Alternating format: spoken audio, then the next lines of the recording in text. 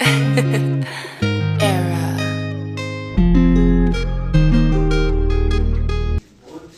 With 83,149 metric tons being from the Agricultural Rural Development Agency. Water availability and grazing conditions have begun to respond to the recent rains, and there has been a reduction in terms of the challenges in terms of water availability. Feeds have been distributed to 27 districts in order to support 107,000 cattle.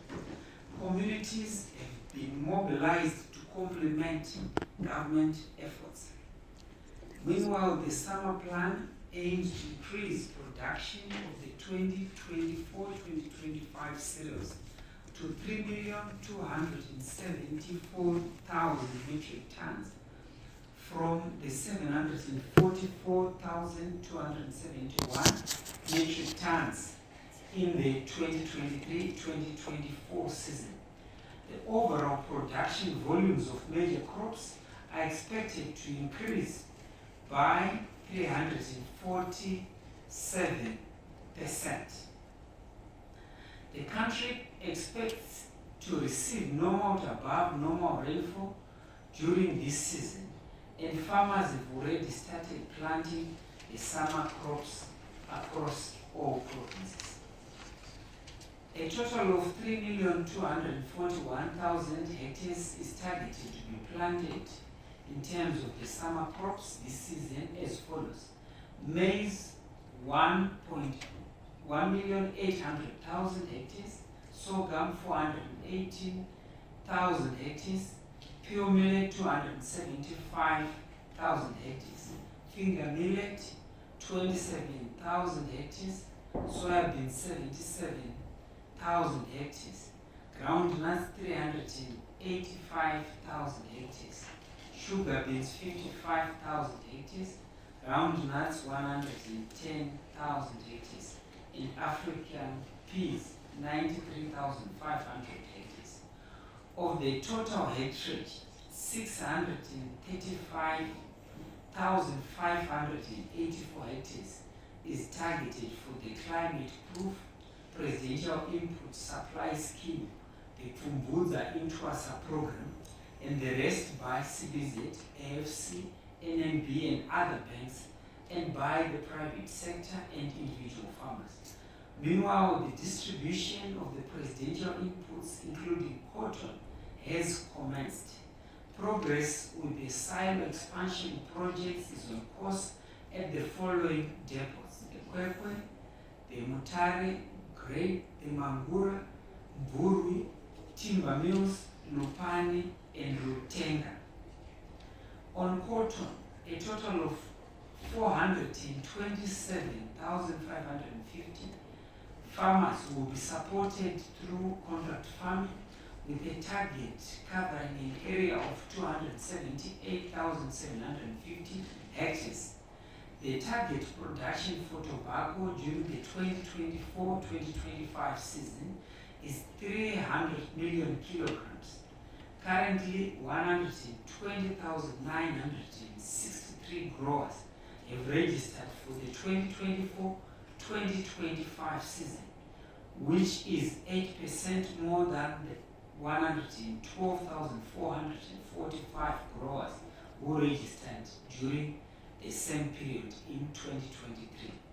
Of these farmers' hectarage, some 93% is being produced under contracts from 27 registered contractors for the 2024-2025 season. The total area transplanted as of 20 November 2024 is 43,814 hectares compared to 41,699 hectares planted in 2023.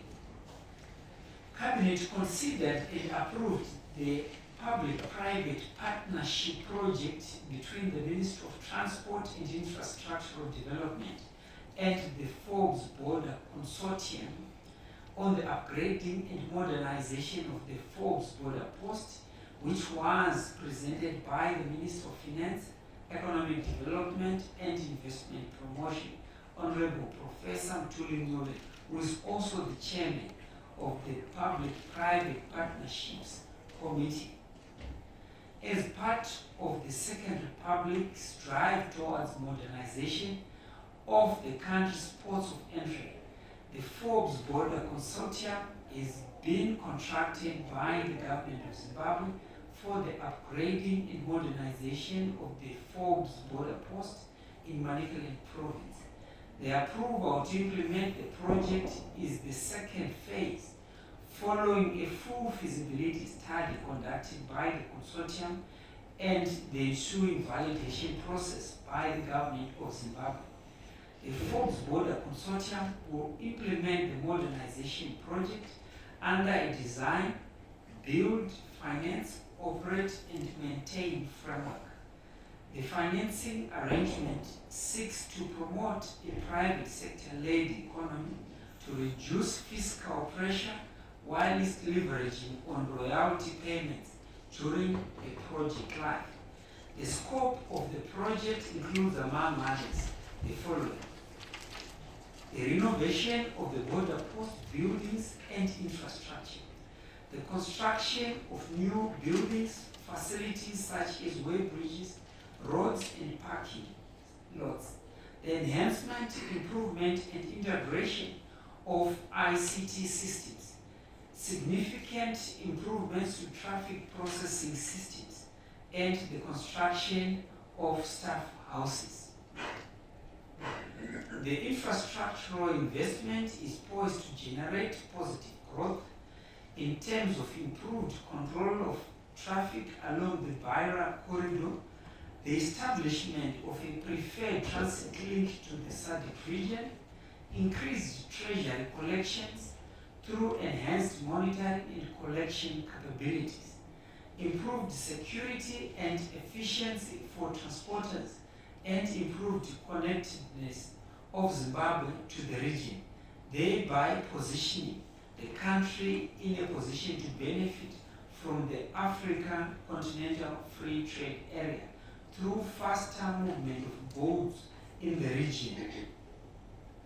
Cabinet approved the amendment to the principles in terms of the amendment of the Postal and Telecommunications Act, Chapter 12.05, as presented by the Minister of ICT, Postal and Courier Services, Honorable Tatenda Mabetera.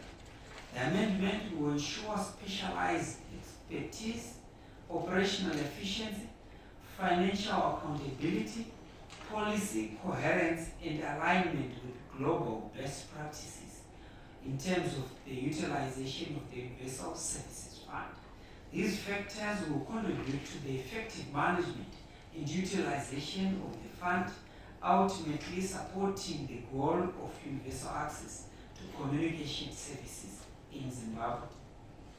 Cabinet received a notable report on the SADC Extraordinary Summit, which was held on the 20th of November 2024 in Harare, as presented by the Minister of Foreign Affairs and International Trade, Honorable Emon Murwira. His Excellency the President, Dr. E.D. Mnangagwa, chaired the summit as the SADC chairman.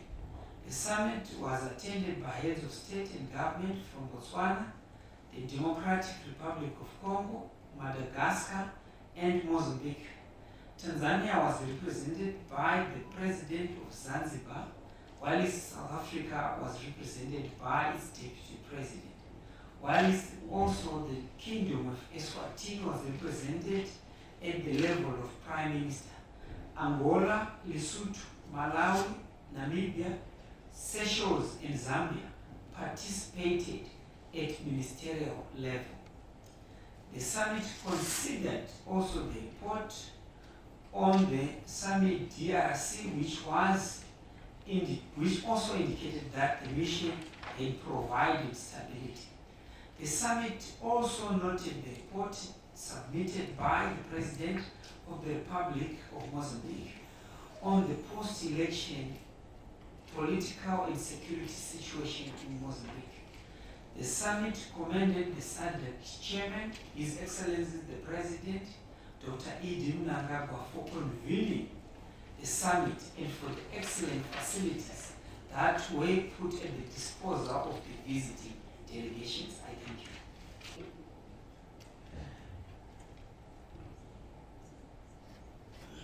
Yes. Thank you very much, Chief Secretary. My name is Beira from the Herald. My question is directed to Honorable Mavete. Related to the proposed bill.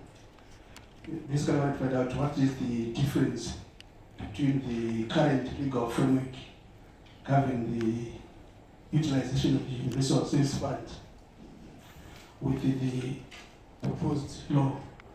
What is it that is being included in the proposed law? I thank you. Thank you very much.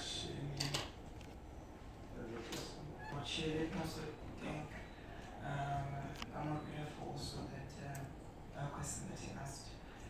What we are proposing is for us to be able to come up with a structure which is quite efficient for us to be able to fully be able to deploy USF, especially in the rural areas and also for people with disabilities, and I would probably say all the marginalized groups that we have.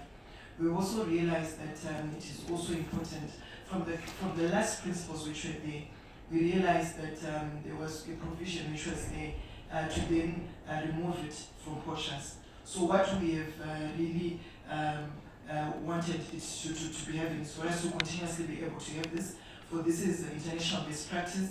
All other countries have been doing this, and again we also have realized that the contributions of the USF fund comes from the telco players. And I think there was also an arrangement which also makes us become quite efficient for all parties involved in the USF fund.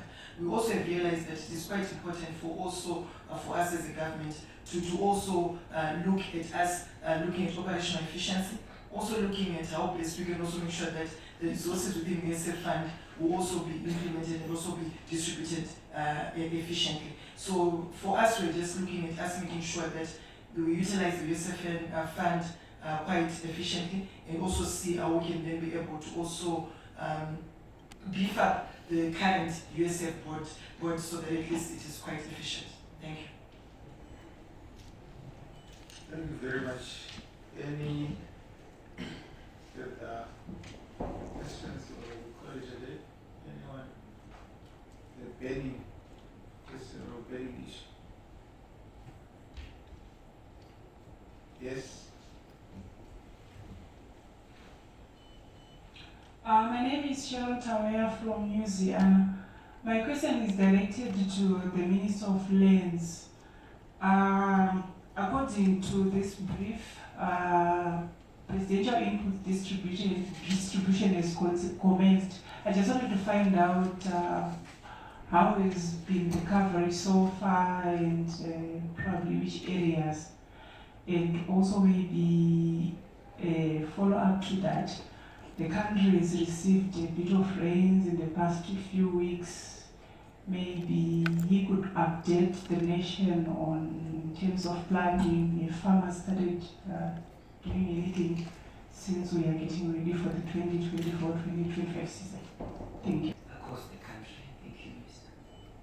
Thank you, Chair.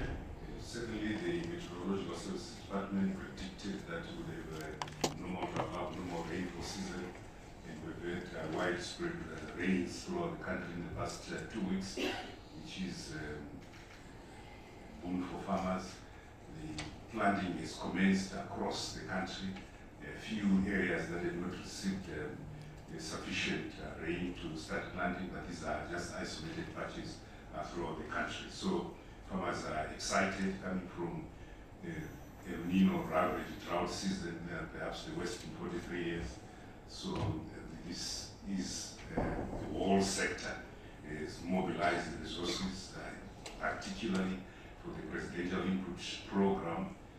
58% of the fertilizers are available, and of that fertilizer, 75% is being distributed.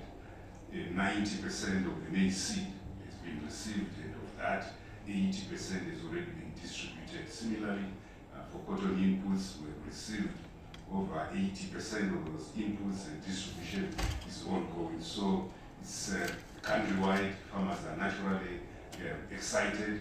Initially, we had received just 50% of the total requirement of fertilizer of the 95,000 metric tons that we're looking at. So because the rains were upon us, we directed communities that we would distribute that package and give every farmer, the 3 million raw farmers that were targeting the beneficiaries, half of their input requirements so that they could all start with the season.